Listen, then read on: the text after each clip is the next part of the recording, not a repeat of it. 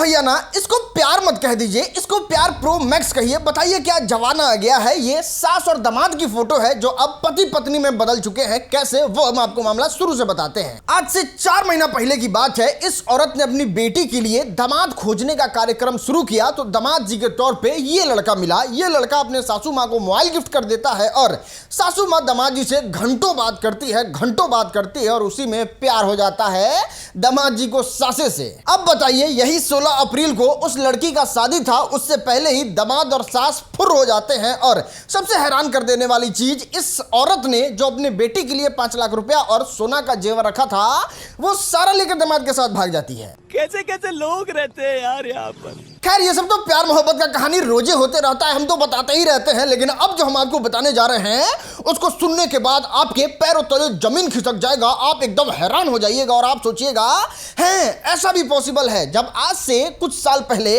धीरेन्द्र कृष्ण शास्त्री इतना ज्यादा फेमस नहीं थे, इतना ज्यादा वायरल नहीं थे, तब इनके पास सीधे बजरंगबली का मोबाइल नंबर था। भाई जरा बात करवाइए ना हमारी।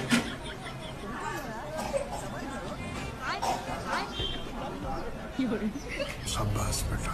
हाँ, प्रणाम करता हूँ श्री चरणों में। दास का सीता ये ज्योति बच्ची आई हुई है आपके श्री चरणों में। ये पास होने की अर्जी लगी थी, आपकी कृपा से ये पास हो गई है बच्ची।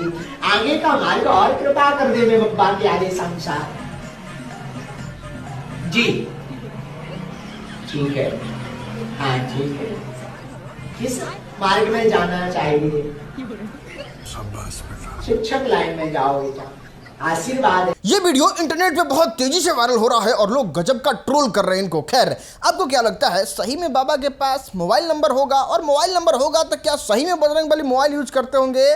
कमेंट में बताइएगा। चलो दोस्त, अब हम आपको दिखाते हैं इस दीदी को। सच बता रहे हैं, दिल जीत लिया सभी बिहारी लोगों का। आपने देखा होगा किस तरीके से ये लड़की आज से कुछ दिन पहले वेस्ट बंगाल से आने वाली कितना भद्दा भद्दा बात बिहार के लिए बोल रही थी। या फिर जितने भी बिहार के लोग हैं बाहर जाते होंगे तो उनको पता चलता होगा बिहारी होने का क्या दर्द होता है, और उन चीज को क्लियर करते हुए इन्होंने जानते हैं क्या कहा। सुन के आनंद आ जाएगा, सुनो तो एक बार। लेकिन बिहार इंडिया में सेकंड नंबर पर आता है करप्शन में। मतलब वहाँ पे लोग पैसे देकर के अपना काम करवा रहे हैं, तो गरीब कैसे हुए? और देखो, बिहार को गरीब भी कौन बोलता है? दिल्ली वाले, जो खुद फ्री का बिजली फ्री का पानी ले रहे हैं। और प्लीज मत किया करो तुम बिहारियों को परेशानी है, हैं कलेक्टर बन जाते हैं। देश को नालंदा दिया, मौर्य डायनेस्टी दिया, चाणक्य दिया, आर्यभट्ट दिया, बौद्ध दिया, डॉक्टर राजेंद्र प्रसाद दिया। लेकिन हम लोगों ने बिहार से क्या लिया? गुटखा, तंबाकू, लिट्टी चोखा, भोजपुरी के कुछ घटिया गाने। तो प्रॉब्लम बिहार में नहीं, तुम में है। चलो दोस्त, अब हम आपको दिखाते हैं मनीष कश्यप का कॉन्फिडेंस। हाँ भाई, अब इतना ज्यादा इनके अंदर कॉन्फिडेंस आ गया है कि अब ये सीएम बन सकते हैं, ऐसा इंटरनेट पे लोग कह रहे हैं। सबसे पहले तो इनका गरीबी का रोना देखो।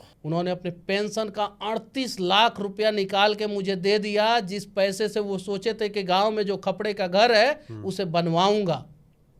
मेरे पिताजी ने। आज भी मकान खपरेल का ही है? आज भी है। अच्छा। मेरी माँ ने, मेरे माँ के पास पैसा नहीं था तो मेरा छोटा भाई का शादी हो गया, उसकी बीवी ने गहना बेच दिया मेरे लिए। छोटी भाई की पत्नी ने गहना बेच दिया मेरे लिए। अच्छा, ये चीज़ है। ये सारा चीज़ मैंने झेला है। मनीष भैया, आप कितने गरीब हैं। आप तो मुख्यमंत्री बनना डिजर्व करते हैं। मनीष कश्यप को ऐसा ही लगा था कि इस तरीके से बोलेंगे तो सारे लोगों को ऐसा ही लगेगा कि हाँ बेचारा कितना गरीब है, इसको मुख्यमंत्री बना देना चाहिए। लेकिन कॉन्फिडेंस का लेवल देखिए, उस 1 घंटे के पॉडकास्ट में ही पिछला बोला हुआ बात भोर पर आ जाते हैं और अपने बारे में ये कहते हैं। महाराज 30 लाख रुपया आपने टैक्स दिया था? टैक्स दिया यूट्यूब की कमाई से? यूट्यूब के कमाई। और भी कोई कमाई थी? ना, सिर्फ यूट्यूब से आपने के कमाई से 30 लाख रुपया टैक्स दिया था। अभी तक किसी ने पूरे भारत में नहीं दिया। अब जैसे ही ये बात इंटरनेट पे आया, मनीष कश्यप को ऐसा लगा कि अब मैं ऐसा सिंपैथी वाला गेम खेल दिए हैं कि चारों तरफ एकदम मनीष कश्यप का जय जयकार हो जाएगा। लेकिन लोग तो लोग हैं कि सब जानते हैं। मनीष कश्यप से एक सवाल पूछने लगे कि 2022 में तो आप पे केसा केसी वाला कुछ खास मुकदमा नहीं था। उस समय आपको नेता बनने का भी कोई शौक और होड़ नहीं था। आप तो एकदम बिहार के लिए लड़ रहे थे। और उसमें जब आप 30 लाख रुपया टैक्स दिए हैं, मतलब आप 1 करोड़ रुपया का प्रॉफिट कमाए होंगे, तो उस 1 करोड़ में से 20-25 हजार लगा के खपड़ावा सब चेंज करा के कम से कम करकच लगवा देते। नहीं, करकट का पैसा था। तो इतना ही नहीं, लोग और चीज पॉइंट आउट करने लगे कि बताइए, फॉर्च्यूनर पे घूमने के लिए पैसा है, 20-30 हजार का गीजर तो यूं ही तोड़ देते हैं, 2 लाख का मोबाइल चलाते हैं और एकदम कहीं रहते हैं घर में तो 5 स्टार व्यवस्था के साथ, जिनका एक दिन का किराया 20 हजार 25 हजार होता है। लेकिन 10,000 का खपड़ा नहीं बदला रहा है, क्योंकि खपड़ा बदला जाएगा तो फिर गरीबी का रोना रोने के लिए कुछ रहेगा भी तो नहीं ना। तो फिर यही तो है माँ बाप से प्यार, जो खपड़ा के घर में अपना सुख के लिए रख रहे हैं। चलो दोस्त, अब हम आपको दिखाते हैं खेसारी लाल यादव का जलवा, और सच में ये ह्यूज है, it's really huge.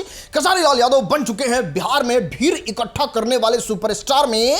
Allu Arjun के बाद अगर कोई आता है तो वो खेसारी लाल यादव ही हैं, और ये कीर्तिमान रचे खेसारी लाल यादव ढाका में। आप देख सकते हैं किस तरीके से खेसारी लाल यादव को देखने के लिए एकदम जन सैलाब सा उमड़ गया है, जहां पे वहां के लोगों को माने, लोगों का प्रिडिक्शन करें या फिर जो लोग वहां पे वीडियो बनाने गए थे वो लोग बता रहे थे कि 5 लाख से लेके 10 लाख के बीच में वहां पे खेसारी लाल यादव को देखने के लिए लोग उमड़ गए थे। और ये सच में रिकॉर्ड है। और पूरे बिहार में आके भीड़ लगाने के मामले में एक अल्लू अर्जुन अपने पुष्पा 2 के प्रमोशन के दिन आके पटना के गांधी मैदान में लगाए थे, और कल खेसारी लाल यादव ने इस मैदान में लगा दिया। आप देख सकते हैं कितना, सच में कितना ह्यूज भीड़ है ये। खैर, इतना भयानक रिकॉर्ड कौन तोड़ सकता है, नीचे कमेंट करके जरूर बताइएगा।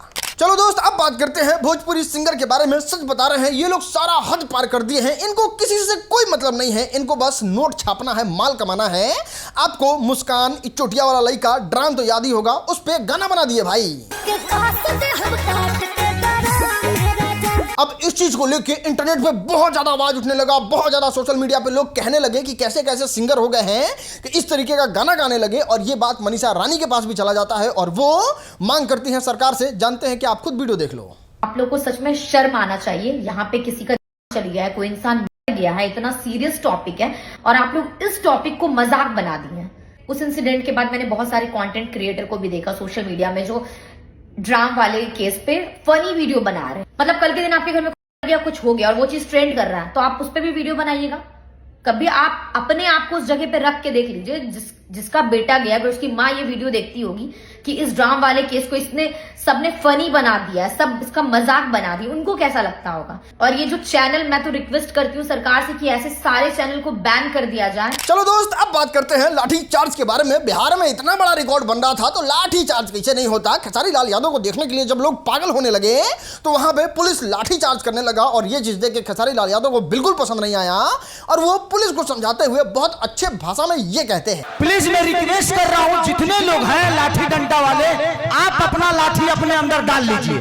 लाठी डंडा नहीं चलाएगा, मैं इनको संभाल लूंगा, ठीक है? प्लीज आप मत चलाइए, मत हमार हो हमारा पर छोड़ दो, हटा। इतना ही नहीं, एक ऐसा लॉजिक फेंक के मारते हैं कि लोग सोचने पे बेवश हो जाते हैं कि ना, यहाँ तो गलती हम कर रहे हैं। अने गांधी जी भाई बोलो,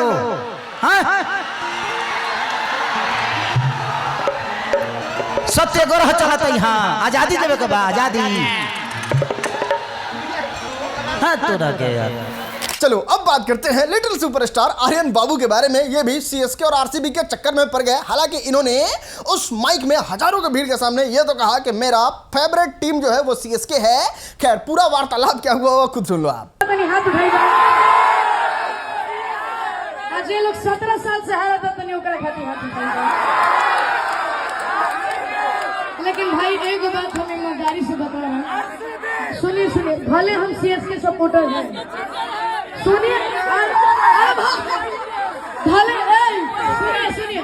हाँ तो भैया, बात है जो साफ है, हमारे कल्लू भैया आरसीबी के फैन और सीएसके के फैन है हम लोग। आप किसके हैं, नीचे कमेंट करके बताइए।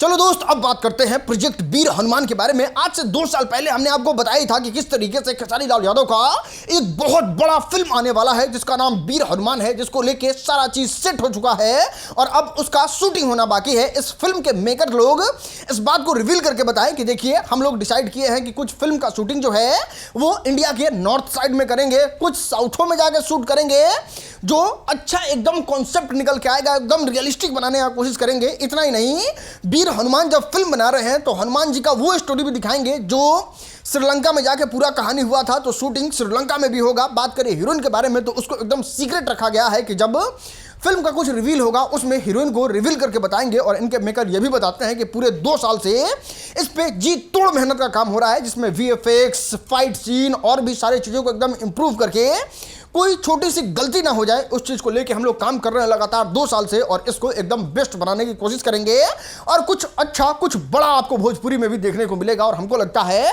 कि ये शायद बड़े लेवल का फिल्म हो सकता है, क्योंकि इस पे बहुत दिन से काम हो रहा है। बताइए, पटना से पाकिस्तान बस 1 महीना में शूट हो गया और इस पे 2 साल से कम ही चल रहा है और 1-1.5 साल और इस फिल्म को बनने में लग जाएगा। तो सोचिए किस लेवल का और कितना बड़ा प्रोजेक्ट होगा। और बात करें इनके बारे में तो ये दबा के पैसा लगाते हैं किसी फिल्म में, तो हमको नहीं लगता है कि फिल्म कहीं से गड़बड़ होगा। मतलब उम्मीद तो थोड़ा आ रहा है, लेकिन अभी कुछ कहना अर्ली स्टेज में सही नहीं होगा। अभी देखते हैं इस पे क्या अपडेट आता है, फिर हम आपको जरूर बताएंगे। चलो दोस्त, अब बात करते हैं सनी देओल के फिल्म जट के बारे में। सच बता रहे हैं, जट जो है एकदम ठाठ से बैठा हुआ है थिएटर में और लोगों का रिस्पांस बहुत ज्यादा सच में तगड़ा आ रहा है। हॉल से निकलने वाले लोग कह रहे हैं सिकंदर से ये लाख गुना अच्छा फिल्म है और जितने भी बड़े बड़े रिव्यूअर हैं वो कह रहे हैं कि सच में ये मास एंटरटेनर सिनेमा है और ये ह्यूज और बड़ा रिकॉर्ड बना सकता है। खैर, अभी अर्ली स्टेज में अगर देखा जाए तो फिल्म का रिव्यू अच्छा है। बाकी हम भी, अभी तो हमारे घर के बाहर बारिश हो रहा है, जैसे ही बारिश खत्म होता है हम भी जाकर फिल्म देखेंगे, फिर एक अच्छा सा व्लॉग बनाएंगे और उसको अपलोड करेंगे आरएसएम फिल्म वाले चैनल पे। उस पे भी रिव्यू बनाया है, जो ट्रेलर आया था।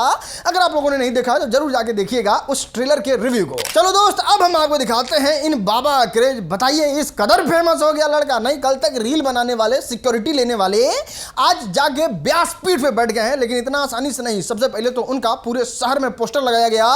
इतना ही नहीं, जब एंट्री हुआ तो पूरे 10-12 बाउंसर के साथ और वहां पे कुछ इस तरीके से ब्यास गद्दी में बैठा के उनका लोग प्रवचन सुन रहे थे और ये लोगों को बिल्कुल अच्छा नहीं लगा। सोशल मीडिया पे एकदम होड़ मच गया कि नहीं, ये गलत हो रहा है। और इस तरीके से ना वो बच्चा रामायण पढ़ा है, ना रामचरितमानस पढ़ा है, ना गीता पढ़ा है, ना उसको अच्छा से ज्ञान है, और इस तरीके से उसको संत बना देना सच में ये थोड़ा डरावना लगता है। चलो दोस्त, अब हम आपको दिखाते हैं वायरल वीडियो।